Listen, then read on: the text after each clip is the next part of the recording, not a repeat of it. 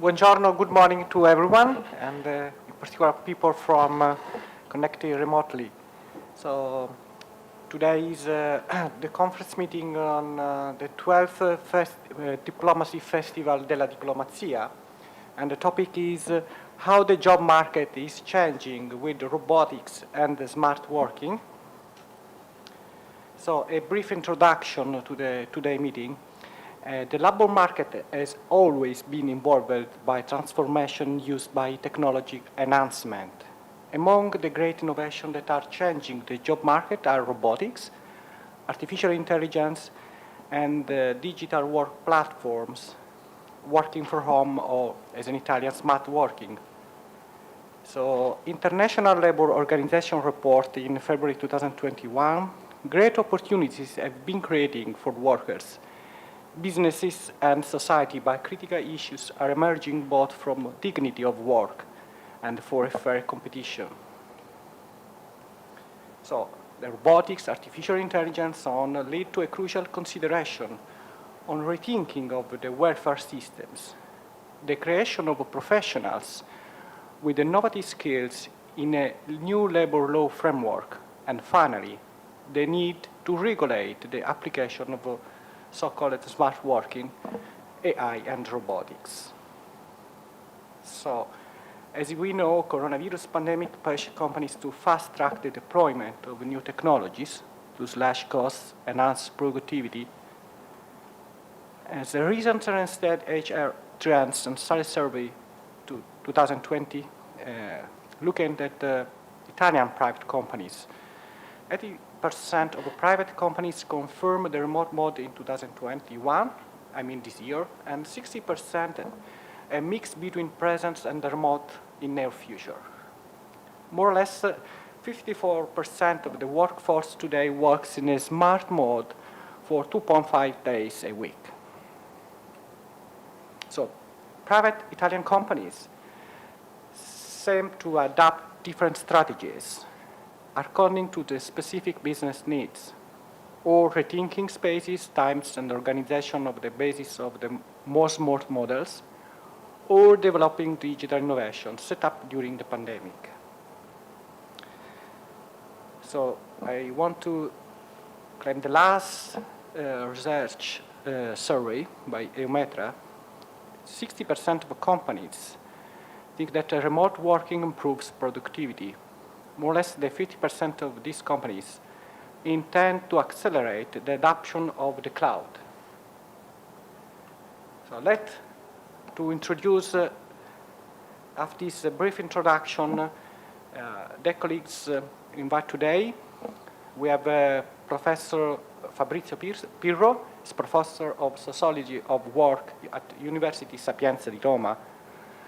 Professor Antonello Occhino, as Dean of Faculty of Economics, Università Cattolica del Sacro Cuore, author of the book Diritto del Lavoro, una conversazione. We have also Professor Michele Faioli, Professor of Labor Law, Faculty of Economics, Università Cattolica del Sacro Cuore, and also member of the CNE. Dr. Irene Sardeliti, Robotics and AI expert by Chilometro Rosso, and later on, we have connected remotely Pin de Moore, author of the book Corporate Rebels.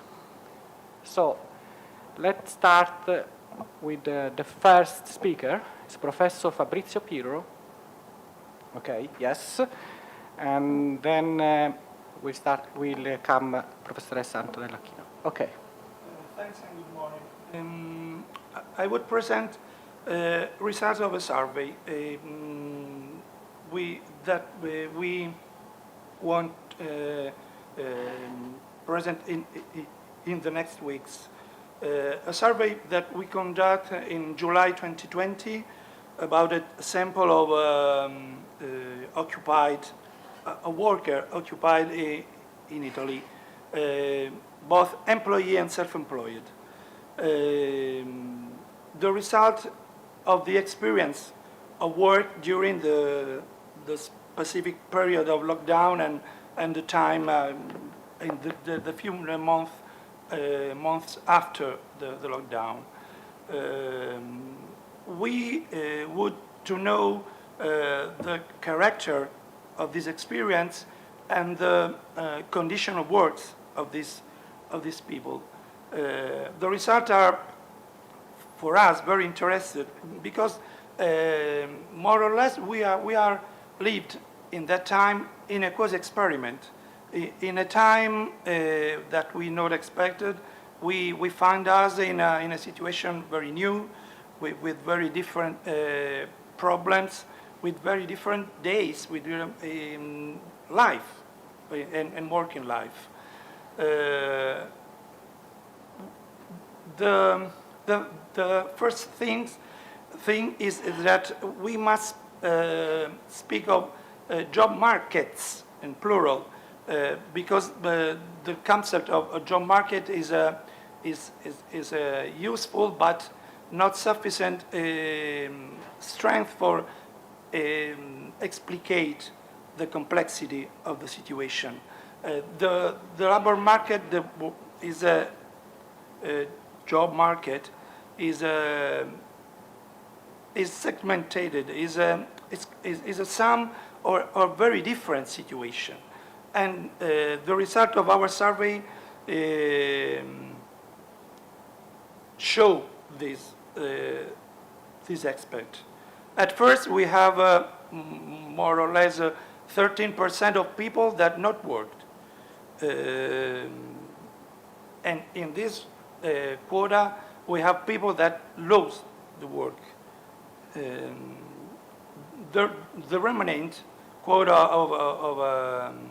of people, 45% work only from home.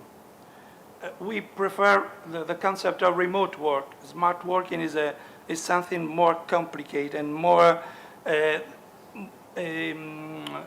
son of bargaining, of a condition of different situation. Remote work is literally I work from another place, and in this case, without choose.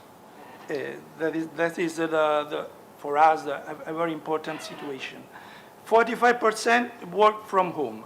30% work in a mixed way from home and on the traditional work site, and the 25% work only in the traditional site. All the rhetoric on smart working, the people at home, obviously many works we can't do it at home. Restoration, but to industrial production is impossible from home totally. We can use the technology for improve, for change the situation, but the experience is very clear, is not for all work from home. In these quotas, we find a very mixed condition about sex. We find a majority of women work from home because... Possiamo parlare italiano, tanto alle 10:30 si collega il film. Ok, very good. Forse il mio inglese non è... No. Ok, grazie. Grazie. Dunque, dicevo, aspettate, adesso faccio un reset. Se vuoi ti dico io dove siamo. No, lo so, più o meno lo so. No, allora, stavo dicendo che sostanzialmente l'esperienza del lavoro da casa emerge dai dati come un'esperienza fondamentalmente femminile. non perché, come dire, le donne stanno a casa e ritornano a casa, perché il tipo di lavoro, almeno che in Italia le donne svolgono, è stato un lavoro che più del lavoro maschile era possibile svolgere da remoto. Esempio classico, il lavoro degli insegnanti. Noi abbiamo praticamente una caratterizzazione del lavoro degli insegnanti per sesso che vede una stragrande maggioranza di donne. Tra l'altro è stato il settore che più ha evidenziato una fatica del lavoro da casa, dove sostanzialmente i tempi di lavoro e i tempi di vita non si sono mischiati, si sono letteralmente, come dire, hanno cresciato, scusate adesso l'inglese che non c'entra con l'italiano, c'hanno letteralmente conflitto quotidianamente. Tutti noi penso abbiamo avuto l'esperienza di giornate che ormai si dilatavano, tanto siete a casa, facciamo consigli quando vogliamo, riunioni a qualsiasi ora. Ed è emerso appunto che in questa complessità di questa sorta di esperimento conseguente alla situazione inaspettata e inventata da un giorno all'altro, con Conte che dice adesso state a casa e non ci muoviamo e continuate a lavorare da casa, e tra l'altro queste indagini erano indagini CAUI, quindi con persone che comunque hanno a disposizione la tecnologia per poter rispondere. La maggior parte non avevano, perché c'è stato un enorme problema dei dispositivi, della possibilità di collegarsi e così via.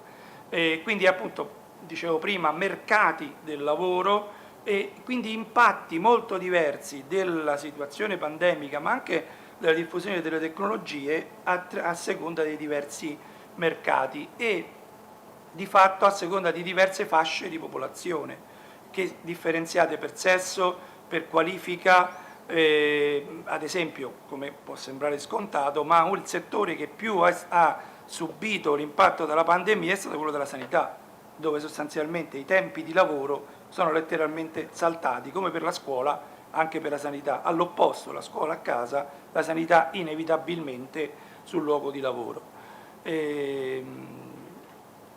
Come dire, quello che volevo dire era sostanzialmente appunto di rendere un po' più, il sociologo fa questo di lavoro, rendere un po' più complessa la situazione ragionando più al plurale piuttosto che al singolare e facendo emergere tra l'altro in conseguenza di questo esigenze diverse di un welfare, di una contrattazione, di esigenze di gestione di questa complessità molto diverse. Il problema della conciliazione è emerso come un problema fondamentale in una situazione pandemica dove le persone erano a casa e tra l'altro in una situazione dove tutti, pensate famiglie io ho avuto amici che praticamente dovevamo decidere chi doveva seguire la lezione dei figli perché non avendo tutti da subito dispositivi disponibili era tutto molto più complicato. E tra l'altro indagini di mercato evidenziano che c'è stato un aumento della vendita dei computer rigenerati, nel senso che la tecnologia è stato uno dei problemi più grossi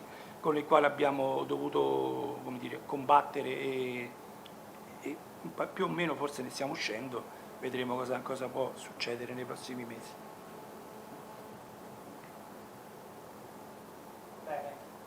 Grazie, dopo questo primo intervento che ci ha presentato un'indagine svolta dai ricercatori della Sapienza, chiederei alla professoressa Occhino di intervenire. Grazie. Grazie innanzitutto per l'invito. Allora, in pochi minuti qualche spunto che metta insieme il diritto del lavoro, il mercato del lavoro e l'economia, perché in realtà il diritto vive del suo strato sociale ed economico e tutte le conseguenze si riversano poi negli assetti.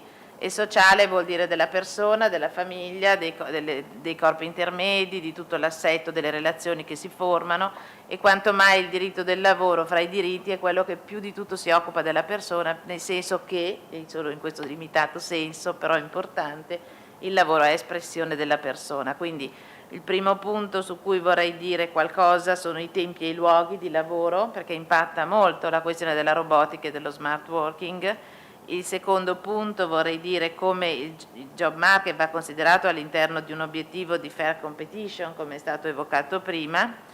Il terzo punto, vorrei dire qualcosa sulle tutele, perché c'è un problema di tutele che muta perché i bisogni mutano e questo è un problema di chi ha il lavoro. E un quarto punto, ma come si dice bene last but not least, è di chi non ha il lavoro e quindi che cosa le politiche attive del lavoro devono e possono e quindi devono fare a partire dall'education e dalla formazione professionale per aggiustare in senso di traduzione dall'inglese, no? Cioè, creare un adjustment, un match migliore tra domanda e offerta in prospettiva.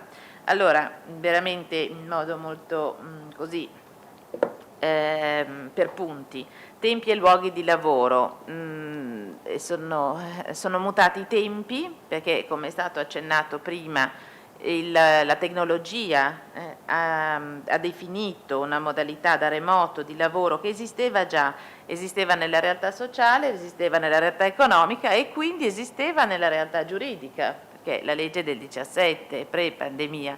Quindi io direi che la parentesi, quella che vorrei ottimisticamente chiamare parentesi, che naturalmente non si è ancora chiusa, della pandemia, ecco, possa essere poi nella storia considerato un forte elemento di accelerazione di qualcosa che era già a disposizione, ma che tutto sommato ci fa vivere delle situazioni che abbiamo già visto e analizzato prima.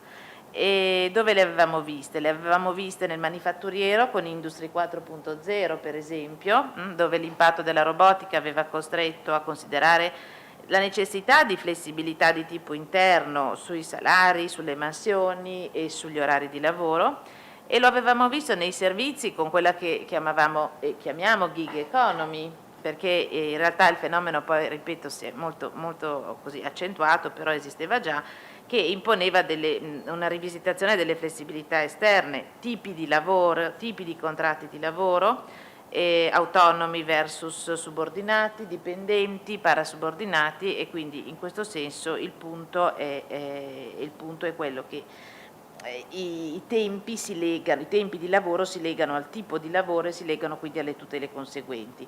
Non posso entrare nel dettaglio, però l'ordinamento questo discorso di gradualizzazione delle tutele lo aveva già fatto, nel senso che i subordinati hanno un certo tipo di protezione che però è stata estesa fin dal 2016, dal 1 gennaio 2016, gradualmente anche agli autonomi che assomigliano ai subordinati, e poi via via comunque si recuperano delle tutele che risalgono le primissime agli anni 70, che quindi sono quasi 50 anni, che sono anche per gli autonomi naturalmente, no? Ecco, si distinguono poi i continuativi, gli occasionali, ma non voglio insistere su questo. Il luogo di lavoro, perché il lavoro da remoto è un luogo delocalizzato. Certo che ci sono mansioni che molto semplicemente non si potranno mai eseguire da remoto e altre non, però il discorso non è così semplicistico, è proprio un mutamento dei linguaggi e delle competenze necessarie. E allora vengo al secondo punto, accelero io stessa, la fair competition, cioè il diritto del lavoro, ma l'economia come subisce questa situazione per mantenere la fairness, quindi una giustizia economica che poi diventa giustizia sociale. Ecco, occorre garantire le pari opportunità al mercato del lavoro, questo è il punto fondamentale, e le pari opportunità significa per chi lavora la possibilità concreta di aggiornarsi e imparare come poter rispondere magari a un tipo di organizzazione che va più per risultati e meno per così mansioni scandite nel tempo, e per chi non ha il lavoro l'accesso al mercato del lavoro. E a delle tutele, sulle tutele ho già accennato, e allora vorrei proprio chiudere, ecco, un paio di minuti finali su quello che ritengo poi il punto fondamentale, e cioè se cambiano i linguaggi, cambia la necessità di una preparazione tecnica. La preparazione tecnica, la formazione tecnica non deve essere vista come una formazione secondaria rispetto a quella umanistica, tipica della formazione scolastica e culturale italiana. Allora io insisto che la cultura, ecco, che noi portiamo nei licei, nelle scuole, quindi parto da un dato proprio scolastico, deve unirsi a quella tecnica, non va abbandonata l'una, non va abbandonata l'altra, anzi vanno coltivate e sempre più insieme. Io credo nell'integrazione della cultura umanistica e della cultura tecnica, per cui piano piano, ecco, se si vorrà dare le vere opportunità opportunità di crescita integrale della persona nella formazione scolastica, che è la base fondamentale che getta le possibilità vere poi di trovare lavoro, di poterlo cambiare nel tempo, di potersi aggiornare, diciamo, deve portare su questa via, e quindi che si rivalorizzi la crescita integrale della persona nel sistema scolastico unendo le due dimensioni, senza ritenere l'una secondaria rispetto all'altra, perché l'Italia ha bisogno anche di formazione tecnica.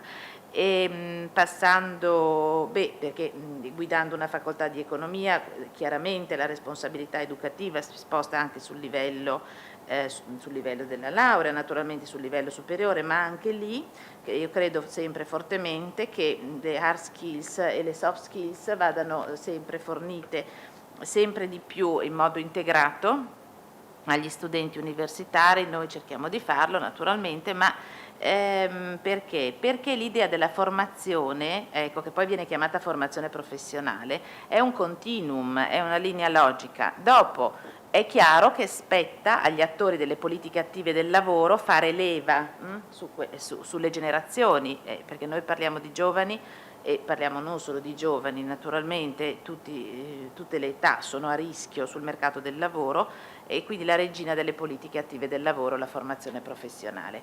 Deve essere fatta bene quindi nel sistema scolastico, nel sistema universitario, deve essere poi portata avanti, a maggior ragione adesso con degli interventi molto incisivi in itinere, perché adesso la velocizzazione delle trasformazioni crea dei gap oggettivamente di istruzione e formazione professionale, per cui per aiutare le persone non basta dire che va migliorato l'incontro fra domanda e offerta, ma bisogna insistere sul colmare le lacune che i nuovi linguaggi, le nuove competenze richiedono. La robotica impone questo, la trasformazione del terziario in un terziario diciamo di tipo tra virgolette avanzato impone questo, e l'impegno lo dico anche come preside della facoltà di economia della Cattolica di Roma, è sicuramente quello di continuare a dire che la regina delle politiche attive del lavoro è la formazione. Grazie. Grazie. Antonello Chino, I see in the room connected remotely. So, hi. Hi, good morning. Thanks for coming. You are the last one in the schedule. Okay. We expected you at 10:30. Yes, you're right. So, let to introduce Professor Michele Faioli as next speaker. Thanks.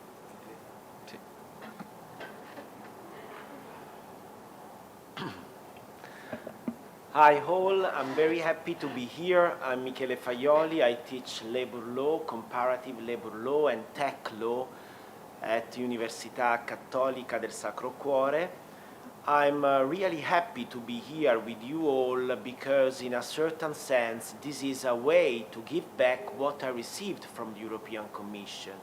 Some years ago I was awarded with a grant in order to carry out a research, comparative research on the impact of artificial intelligence and robot at plant level. In particular, when I say impact, I'm saying the legal impact on the workplace regulation and the interlocking between robot, artificial intelligence, and workplace regulation. I carried out this research for more than 4 years, and I published a book on this with Giappichelli. This book is Mansioni e Macchina Intelligente, and part of my research is also oriented to what I believe, I am here with my dean, Professor Occhino, what I believe is the most advanced teaching in this field, because in Università Cattolica we introduced tech law and robot and labor law. These are two important parts of our let's say, challenge for the future.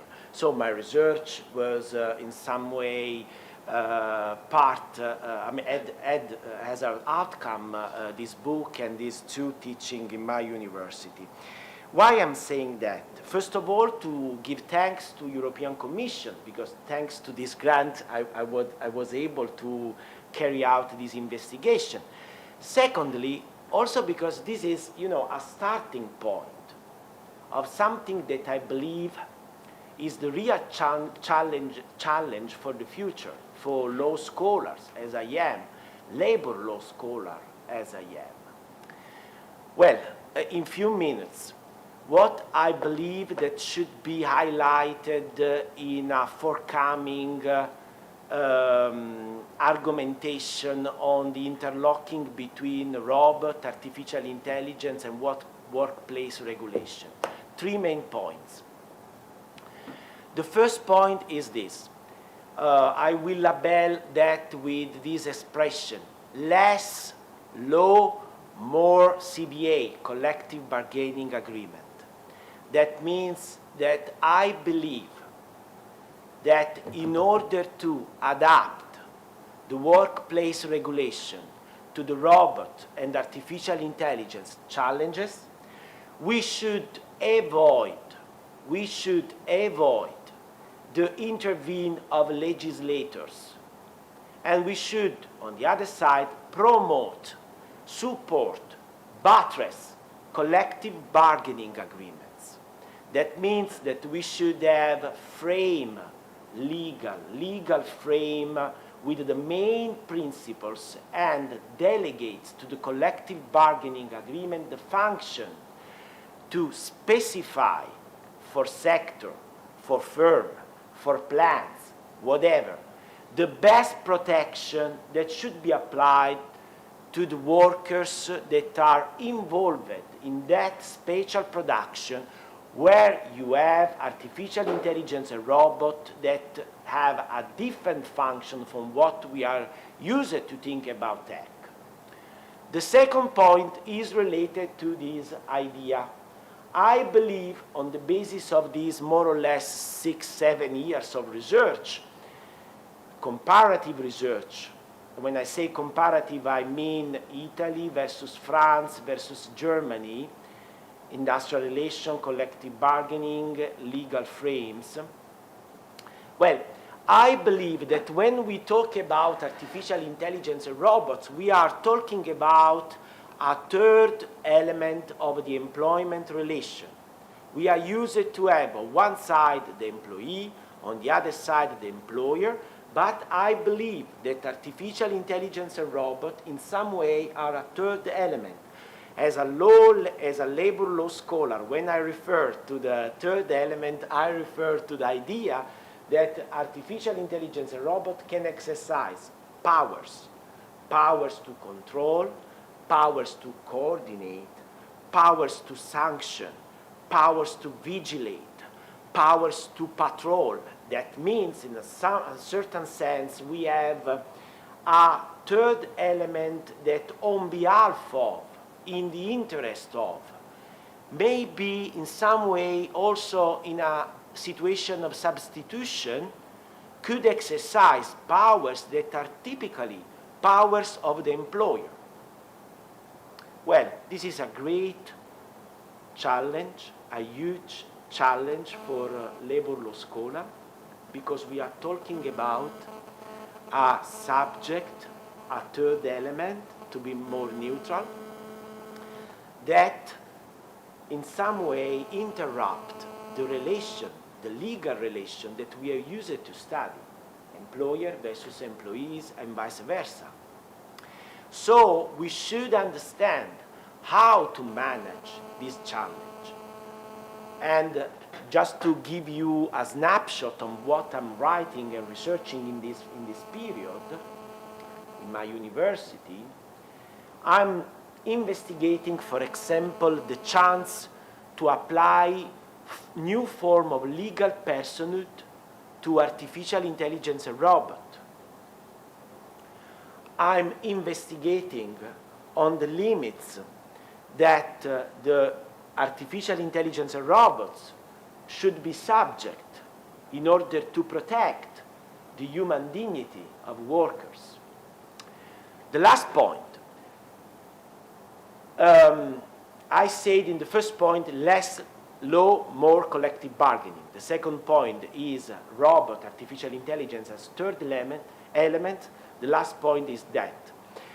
I believe, I know that I have less than 1 minute, I believe that in order to carry out all this stuff, we should shift our collective bargaining from what we call positional collective bargaining, what we are used to have, collective bargaining related to salary, increasing of salary, and so on, to what I call problem-solving collective bargaining. That means that we should have unions representatives that are able to understand in the specific plans what we should do in order to reduce the risk that these third elements could have on the workers, not in terms of employability, but in terms of interlocking between human being and artificial intelligence and robot. Thank you very much.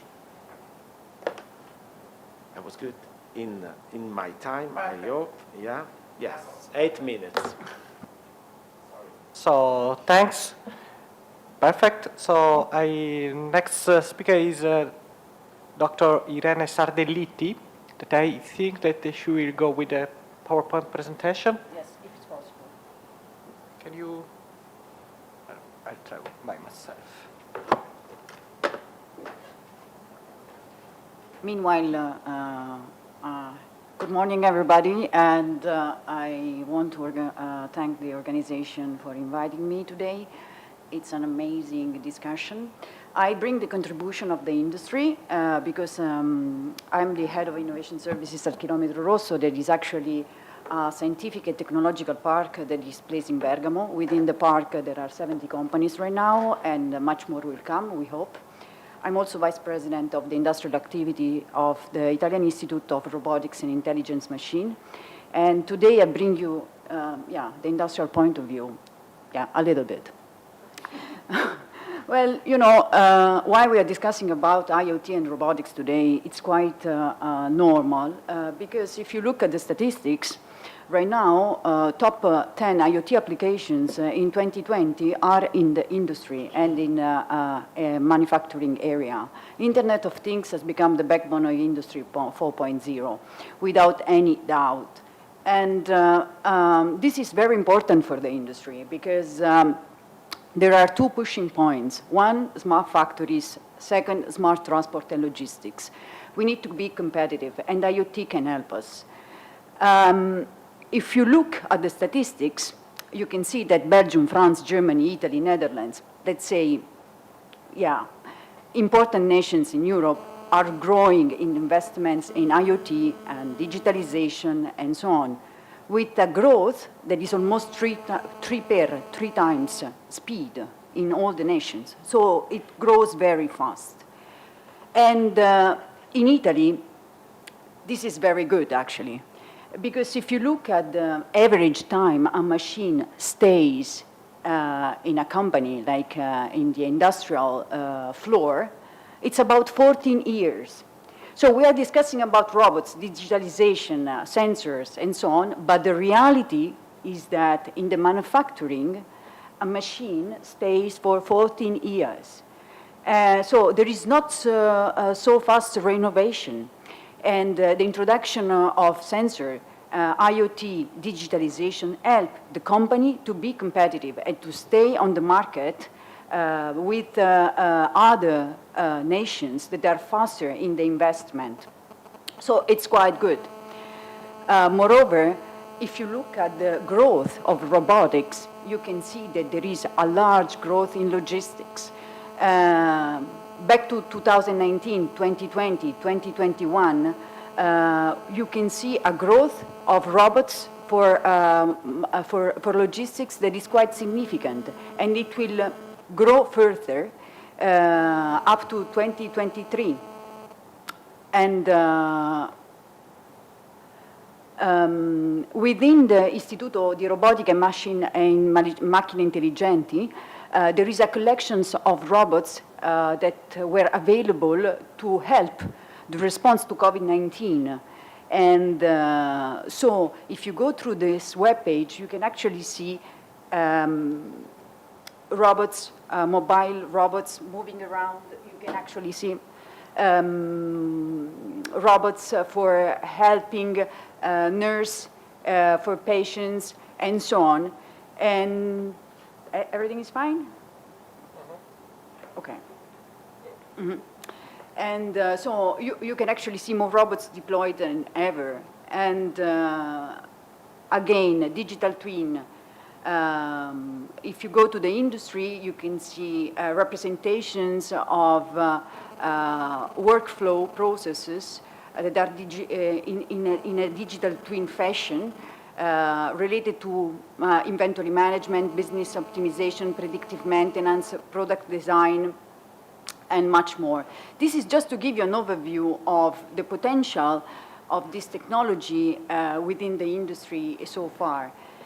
And much more will come. A manufacturing sector will lead the way in the application of AI. If you go to industry right now, you can see robots cooperating with humans, vision systems, exoskeletons, mobile robotics, and yeah, lots of technology. The key driver of this technology is actually the improvement of production efficiency. Yeah, there is this index, which is the overall equipment effectiveness, that gives us an overview of how is going the production. And it stands on the availability loss, performance loss, quality loss. Ideally, everything is fine, and it scores 100%. But in reality, in companies, we have equipment failure, setup and adjustment delay, minor stops, reduced speeds, process defects, and reduced yields. So actually, this OEE may not score 100%, and AI helps to have an impact on this and to improve resilience, agility, risk, quality, dynamics, safety, efficiency, adaptability. It depends on where it is applied, at the machine level, at the factory level, and much more. So what about jobs? Well, you know, as usual, when you introduce a new technology, it can be a robot, you can create jobs in a few ways. There are direct jobs for people who design and maintain the technology. There are new jobs because when company can do more with less, they can expand. And then there are jobs because when goods and services are cheaper, consumers can afford to buy more of their products. So the introduction of robots could actually be beneficial for this point of view. And also, if we think about the global supply chain problems that we have right now, we need to shorten the supply chain to be competitive at worldwide level. And robots can help, actually. And we can see this success story that has been published by Sole 24 Ore recently, where the brand Bianchi bicycles, thanks to robots, is coming back to Italy and doing a big investment to produce bicycles back to Italy, thanks to, let's say, the introduction of these devices. And with this, I conclude, and I hope to be in time, and thank you. Thanks, Irene, and well done. So I'm glad to introduce as next speaker Pim Demour. Thank you. Thanks a lot. And happy to be joining from over here remotely to give a good example of how those things will continue to work in the future, I guess. So I'd like to shed a bit of a different light onto these topics. As some of you might know, we are at Corporate Rebels. We're a company focused on researching, pioneering, and progressive organizations to figure out how companies should organize themselves in such a way that they are able to cope with the changes coming to the labor market in the future, and mainly what they can do to motivate their employees and to create a workplace where people can be creative, innovative, and highly motivated with the work that they do. And interestingly, in our travels over the past couple of years, we've traveled to more than 150 pioneering organizations to study them in depth to get a good understanding of how these companies work different. And I think there are some interesting findings to share when it comes to the change in when we look at smart working, when we look at robotics, AI, the change that Internet of Things will have on our ways of working. And I'd like to share a couple of those insights. So I think, first of all, the main thing that we've learned over the past couple of years is that the way most traditional companies organize is fairly outdated.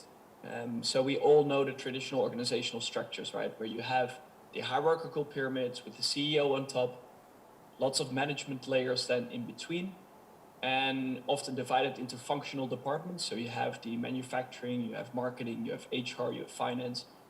Everyone is focused on just a small part of the business. And at the bottom of that so-called pyramid, you have the workers that are actually doing most of the operational work. That model has been created over 100 years ago, when the Industrial Revolution changed the way organizations were organized, changed the way how people were working, because all of a sudden these people had to go to the factories, and they weren't well trained, they weren't highly educated. They came into those factories, and then there were people telling them what to do, and they were executing the work. So you saw a clear split between the managerial role of thinking and the worker role of doing. So that distinction was quite clear, and there were lots of reasons to do that. One of them, for example, also being the fact that back then, the ways that the business environment didn't change that much. So more or less everything was exactly the same every single day. If you would work at a manufacturing line, you would just simply produce the same cars every single day. There wasn't much change going on in the work environment. So it makes sense to focus on efficiencies and to optimize every single part of the process, to optimize the total factory that you were working in. But over the past 100 years, things have changed quite a lot. And in the next 100 years, things will change even quicker. But the way most companies work is still based on that old model, where you focus on efficiencies, where you create strict hierarchies, where you try to focus on optimizing efficiencies in small parts of the business, thinking that you will create an efficient organization as a whole. But this is not really true, because the world has become so much more complex, and the world has changed so dramatically that every single day we experience changes in our workplaces, that it doesn't make any sense anymore to try to have this working model based on prediction and based on efficiencies. So we've learned over the past 5 years that there are really interesting organizations that are already adapting to the Internet of Things age, that have disbanded these traditional organizational structures, removed the hierarchy, and instead focused on creating workplaces where the organization itself resembles a network similar to the Internet. So they break up the traditional pyramid and they form into lots of smaller entities, where those smaller entities, mostly of 10 to 15 people, run their team as if they are a separate business. So they work in this large network of businesses, and having therefore much more autonomy, much more ability to be creative and innovative. And if we look at also the job market going forward, I think organizations need to do one thing. If you're looking at smart working, if you're looking at AI and robotics, the one thing that organizations need to do is harvest the things that people are good at. So creativity, innovation, all of the things that really makes human beings human. Organizations shouldn't focus anymore on predictability and telling their people how they should be doing a specific part of a process. But instead, they should be focusing on creating an environment, creating a platform for people to use their creativity and to excel in whatever work it is that they are doing. And it might be interesting to briefly share an example of a company we visited in China. It might be a company you're familiar with. It's a Chinese company called Haier, and they make washing machines and refrigerators. And over the past 10 years, they've made a big transformation from being this traditionally organized manufacturing company. And nowadays they split up the company, which employs 80,000 people, into an organization, like a network of more than 4,000 what they call micro enterprises. So small companies where every mini company is run as if it's a separate business, with employees selecting their own leader, setting their own working hours, making their own decisions in terms of the strategy and the products and services they want to develop, but also making their own decision when it comes to hiring people, firing people, distributing the profit within the team. So it's a completely new way of looking at work. And I think if we want to organize companies in the future to allow for that creativity and motivation to happen, we need to look at different ways of organizing. And we need to look at organizations that resemble network structures, that allow people to have this autonomy and to be also having a feeling of meaning in the workplace, instead of being just like a tiny individual in these huge machine organizations where they cannot really contribute to anything important in the organization. So there's big changes going on, and I think we've seen over the past 20 months, even during the pandemic, that these changes can come really quickly. And some organizations are already adapting to this, but I think in the future, if we want to focus on that motivation of people, we need to be making bigger changes in the way companies work. Otherwise, we'll be caught in outdated systems that shouldn't be part of the current times that we live in anymore. Thank you very much. Thanks, Pim de Moor. Just to redo an overview of all the speech today. So thanks to, just to 1 second.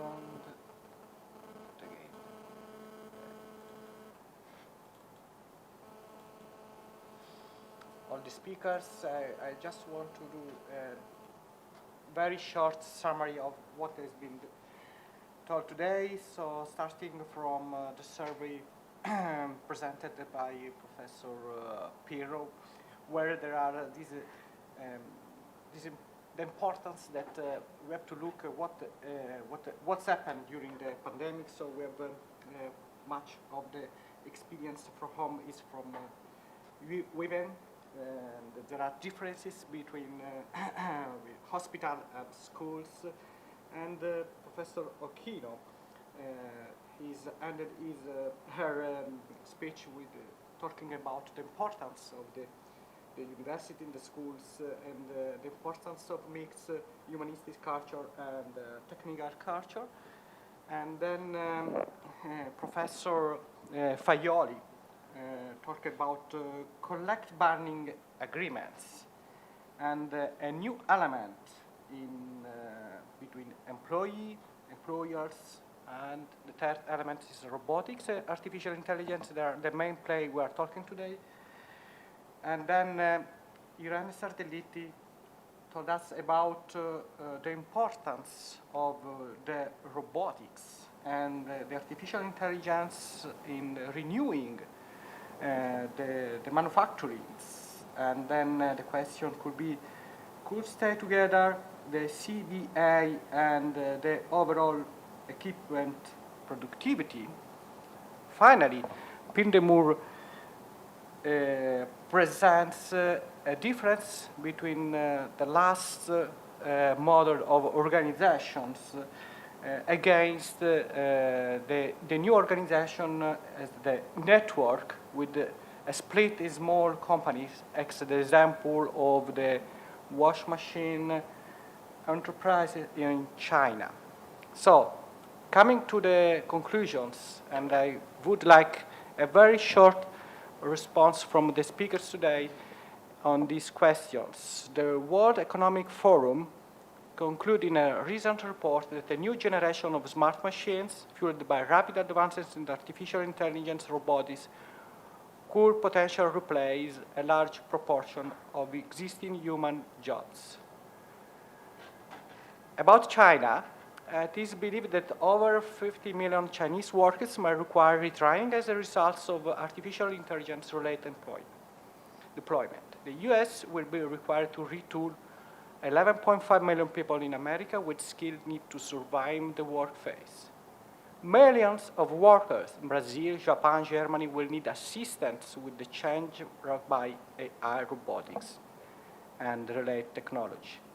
So the argument has been taught today different times. So the argument is artificial intelligence, robotics, and the related technology will create better new jobs. We see by Internet of Things, network, small companies, and so we'll create new jobs, and there is the need for physical labor technology innovations don't have to stop. But we need to monitor what is going on. And in fact, the counterclaim is people without the appropriate skills will be displaced and not have a home in the new environment. So I like to listen from the speakers today about this last question, if people without the appropriate skills will be displaced and not have a home in the new environment. Okay, sorry.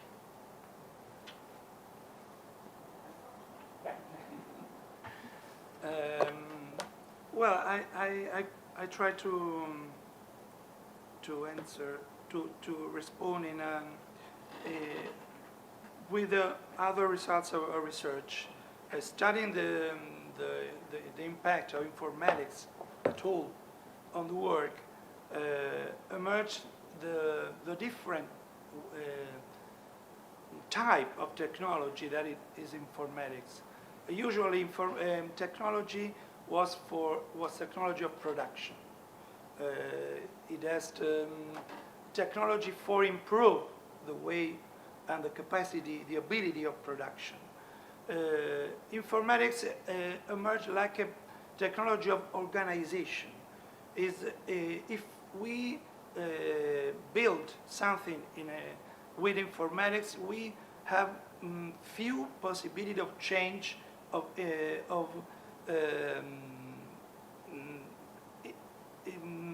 mix the action of people with the action of technology. The informatics is a technology that strengthens the rules of action in an organization. So responding at this answer is the problem is that are the people from one way have the capacity of the skills of interlay with this technology, and on the other way have the possibility of bargaining the way with this technology is improved, is used, is proposed in building organization in a hard strength way. From sociology work, the problem is the strength of informatics like technology of organization, and so the organization are freezed in a way the informatics decide. For example, if we use a way of communicate, we can't take the another way for talk on a door, choosing and trying to have the possibility of a solution of the problem. Informatics are very strength in the way we must and we can follow our action, our possibility. So the very important issue is if we have the possibility of bargaining this build of how the technology, the impact of this technology on the job places.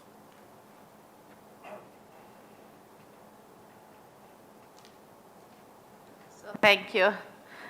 I'd like to underline the counterclaim just to say the opposite. So in my conclusion, people with the appropriate skills will not be displaced and have a home in the new environment. Why? What is the framework?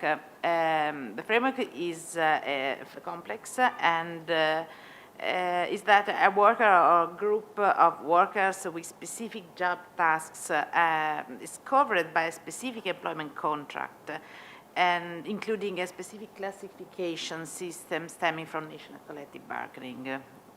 They are concerned by a wealth of automated and computerized technology innovations. Given that these impact on him, her as an individual and require, I'd like to underline that, specific knowledge through something less and very different than a replacement of workers by machines. Also in terms of coordination with other workers in the same workplace or somewhere else. From this perspective, the objective, I think that is the search for a methodology aimed at outlining a theory of job tasks. We need of that in a changing industrial world under pressure from the intelligent machine, which indirectly nearly teaches itself and coordinates working activities. Thank you. Yeah, I totally agree with Professor Occhino. I totally agree with Professor Occhino. I strongly believe that we should adapt our labor law to the new technologies. We should not stop investment in technologies. We should boosting. We should give a boosting to the new technologies, and in the same context require that the activation in the labor market should be adapted to the new skills, and this means reskilling, upskilling of people. So no way to be afraid of what is coming, of what is already here, as we understood. We have to push to have new skills and to form people, to train people for the future. Yes. I'll go through the lines of the Q&R. So I wouldn't say that AI, robotics, and related technology will create better new jobs, but just new jobs.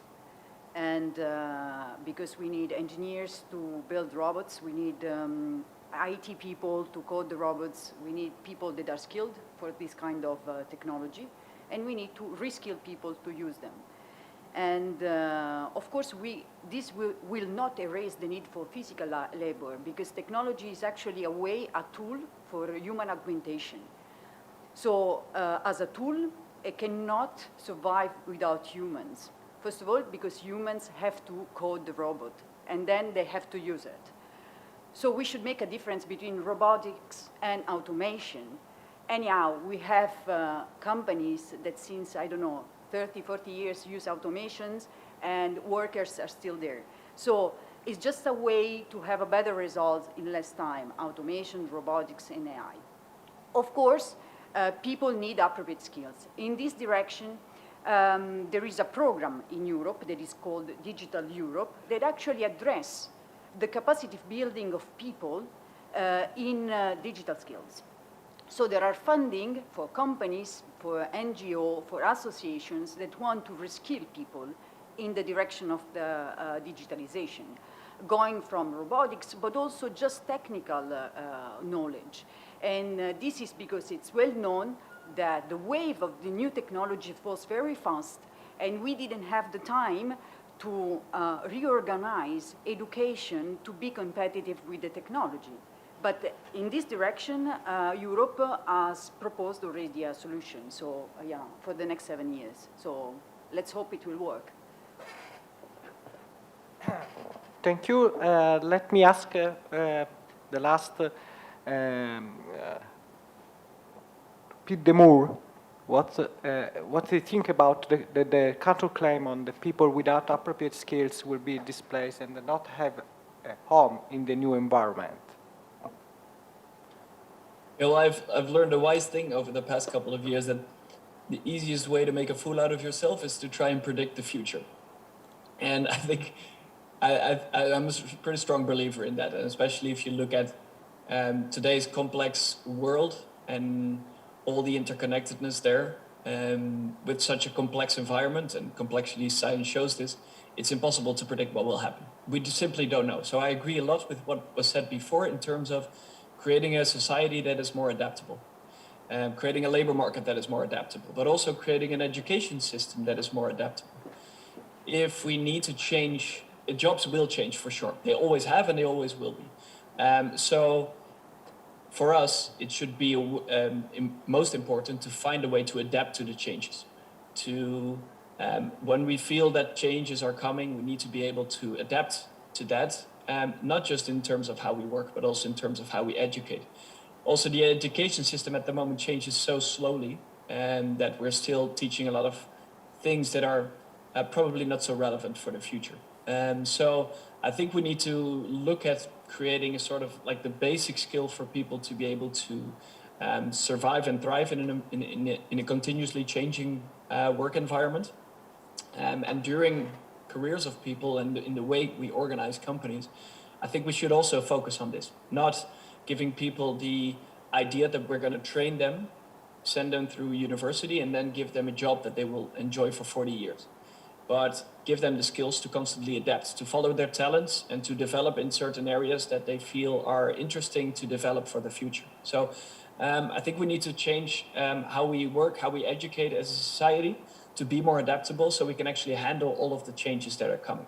So I don't think people will necessarily be, people will be replaced. Their jobs might be replaced, but we have to find a way for them to then find new jobs for the changes that are coming towards us.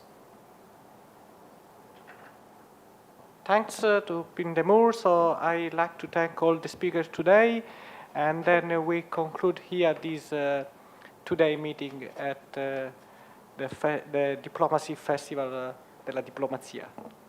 Thank you.